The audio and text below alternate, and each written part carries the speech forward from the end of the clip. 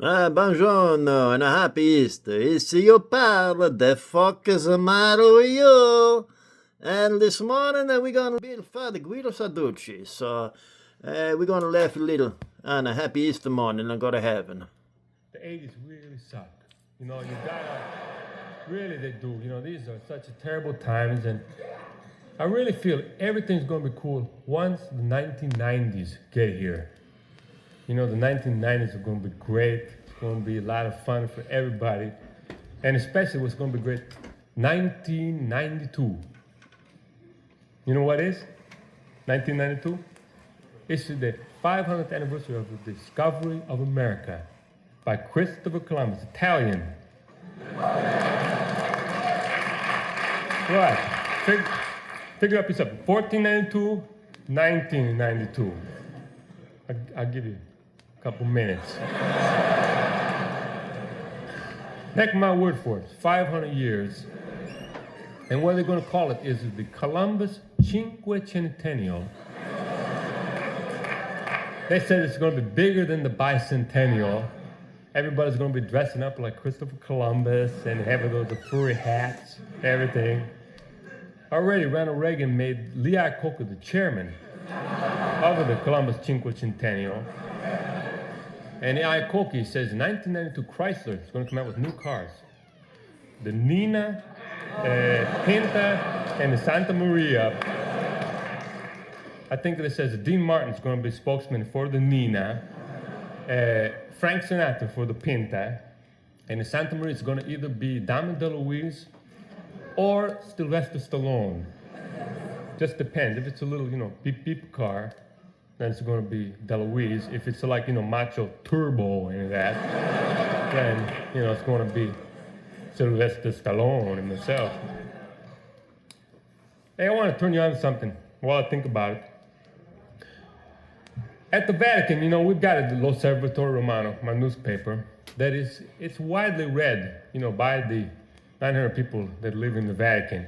But it's not a great circulation, 900. We do sell some in Rome, but we've been thinking of getting into publications, that have a broader scope in that. We thought of buying this magazine, maybe you heard of it, I'm sure you have, National Enquirer.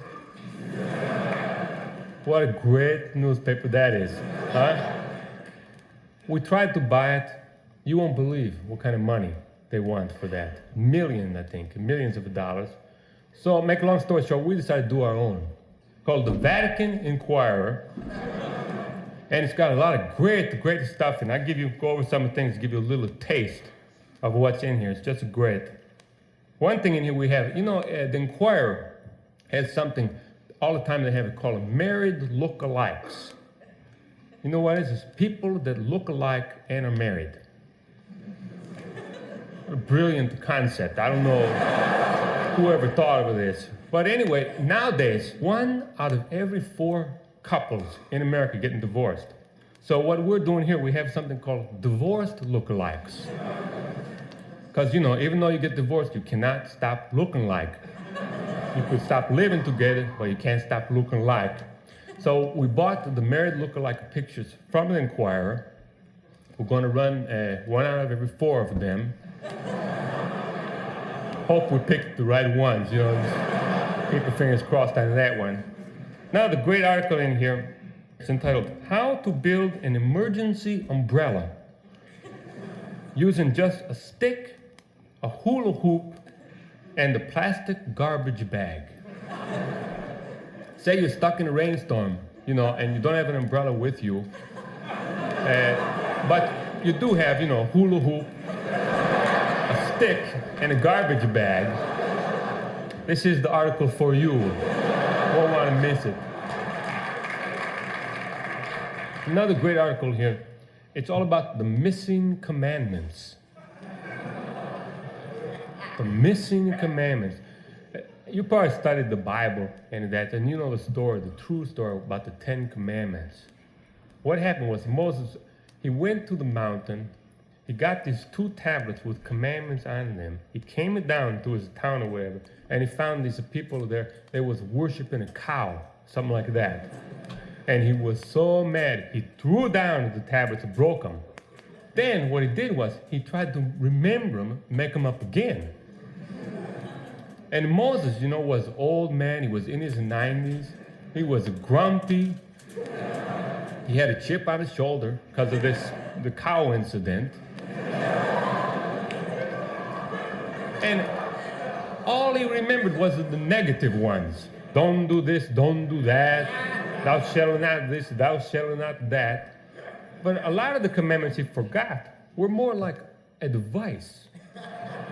They were nice things, like for instance, the 11th commandment. Wait a half hour after eating before you go swimming.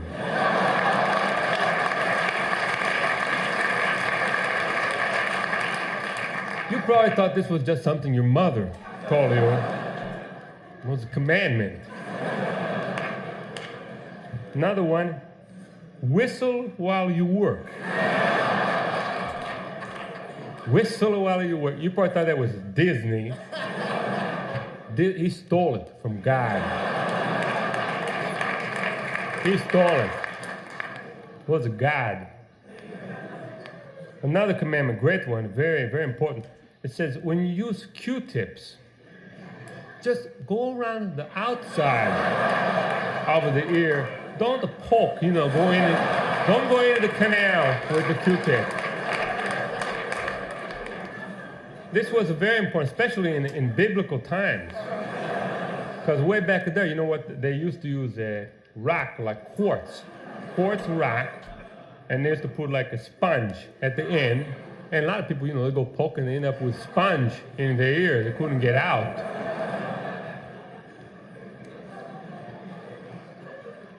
It's another commandment. Don't look at your neighbor's wife through a telescope.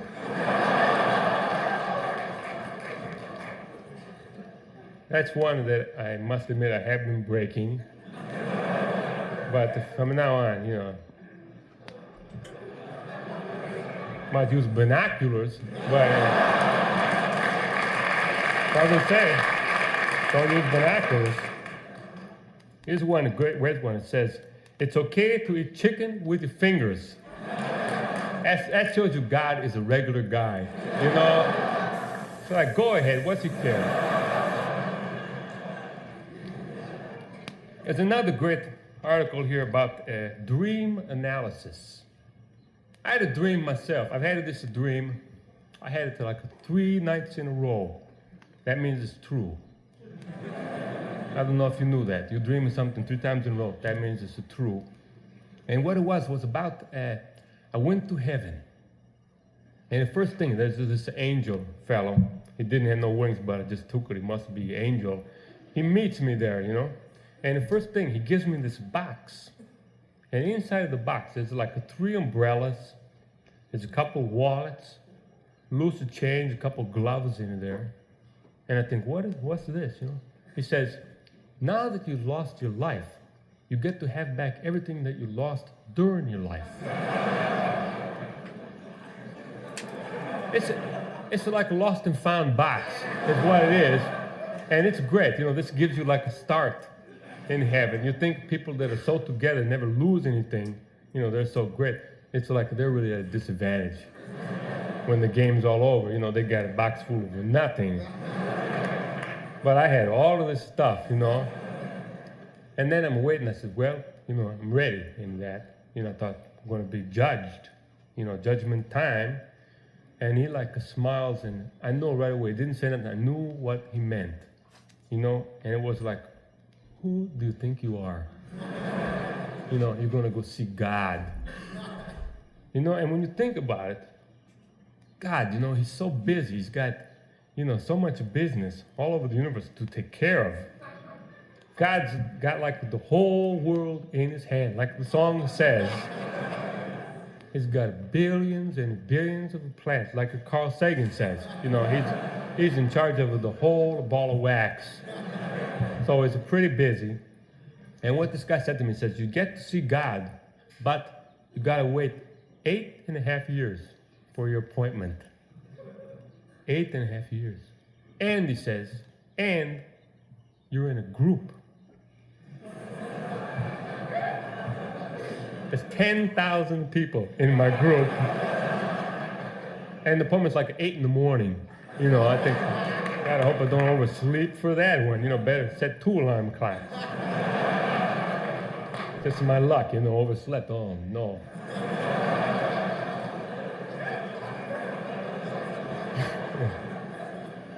But the great thing is, you get to stay in heaven till your appointment comes up. And heaven, it was great. I was so impressed. Everything was so big. That was the most amazing thing. They had trees there. I look up, you could not see the tops. It made like redwoods look like toothpicks. Gigantic trees. And I walked down this pathway, and there was like a vineyard. They had grapes the size of oranges. And they had oranges the size of like watermelons. They had watermelons like Volkswagens. Everything, just gigantic. Then this beautiful girl comes up to me. And she had this hair. The hair was like, went down to the ground, then went up into the air. You had to be there, I think, to, you know, really appreciate this, but it was, you know, impressed me, I tell you, you know. And she says to me, "My name is Rhonda, and I'm here to help you." I said, "All right." You know.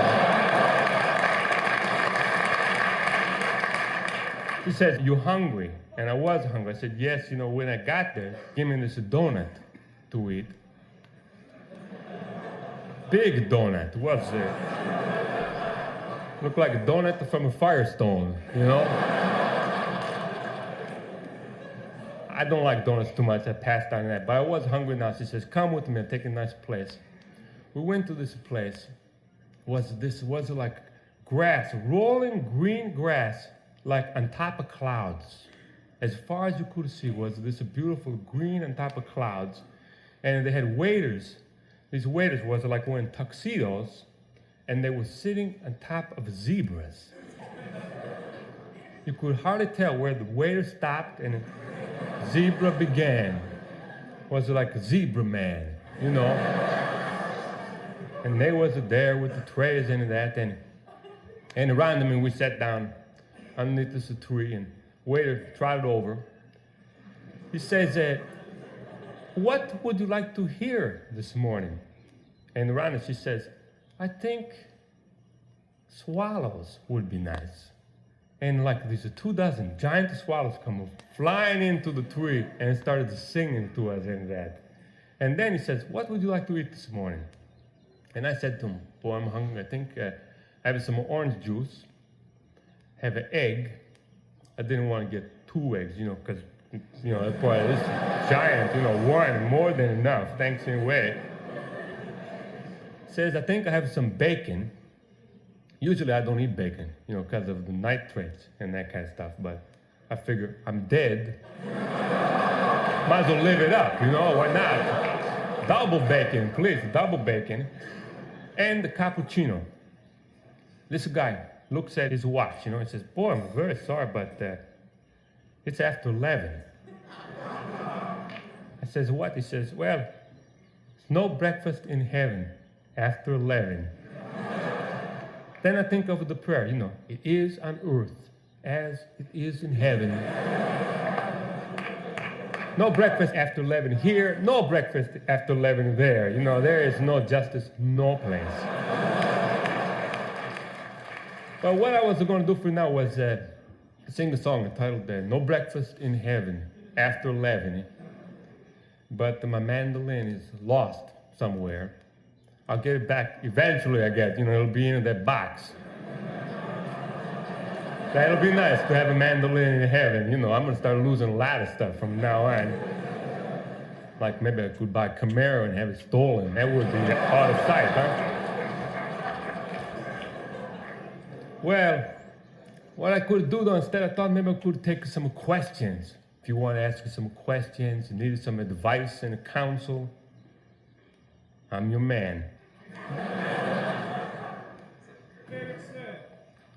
Excuse me? What's your favorite sin?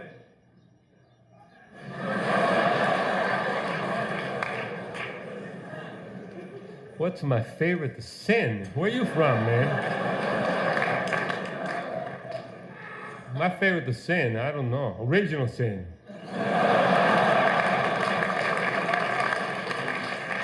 That means you thought it up yourself, you know?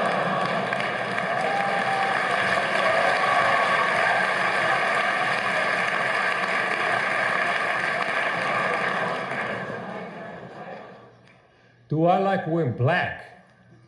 Not especially. Not especially, but you know, the Pope, you know, is like the only person who gets to wear white. Problem with black is that, especially like in Rome, it's so hot in the summertime. Black like absorbs the heat. And if you're around the Pope, you know, he's wearing white, so he's reflecting. It's like a double hot. You know, it's the worst.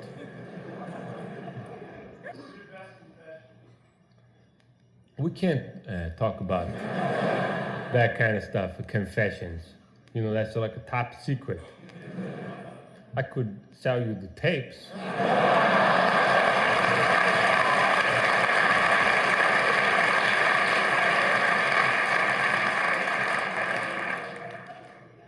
Yes, sir.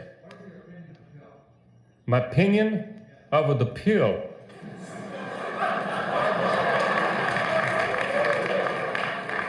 Which pill did you have in mind exactly?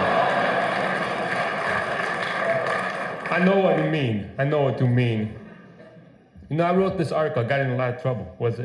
In my paper, I wrote an article about birth control for dogs. Like, it's not a sin. You know, you could have your pet spayed, and it's like not a sin. I don't understand. If it's a sin for humans, it should be a sin to do it for animals too. In fact, it should be more of a sin. You know, a woman takes a pill, she knows what she's doing. You take a dog to a vet, you know, to have it spayed, thinks he's going to go there to have his nails clipped or something.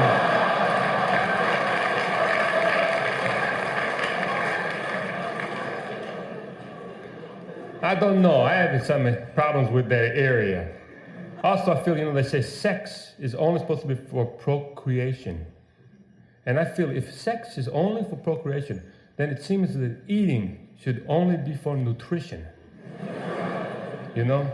So next time you see these bishops and that order some veal Milanese, lasagna, you know, you should tell them, you know, eat a donut and a glass of water, you know, and take a vitamin pill, you know? What's my favorite commandment? I like you could eat chicken with your fingers. I don't know why, just, you know. Yes? I look pretty much the same.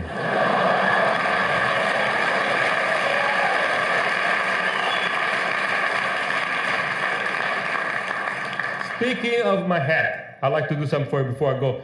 It's a song, and I'm going to do it a cappella. That means with my hat on. And it's a medley of Beatle tunes. Medley of Beatle tunes, and I hope you enjoy it as much as I enjoy doing it to you.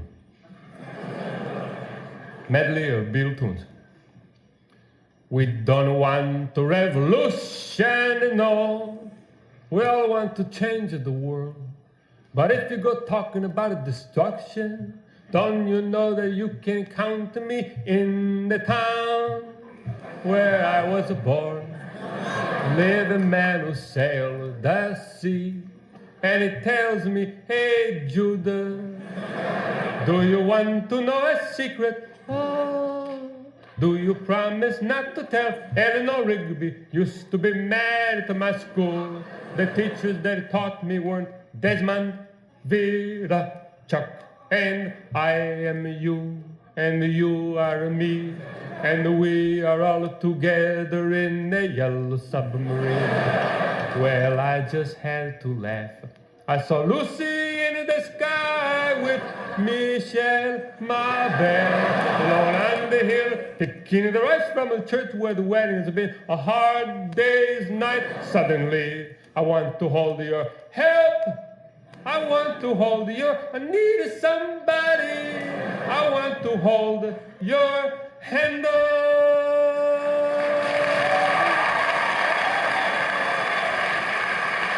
Hey, thank you. Thank you very much. Thank you. Thank you. And that was a side tour of a God of Heaven about Father Guido Sarducci.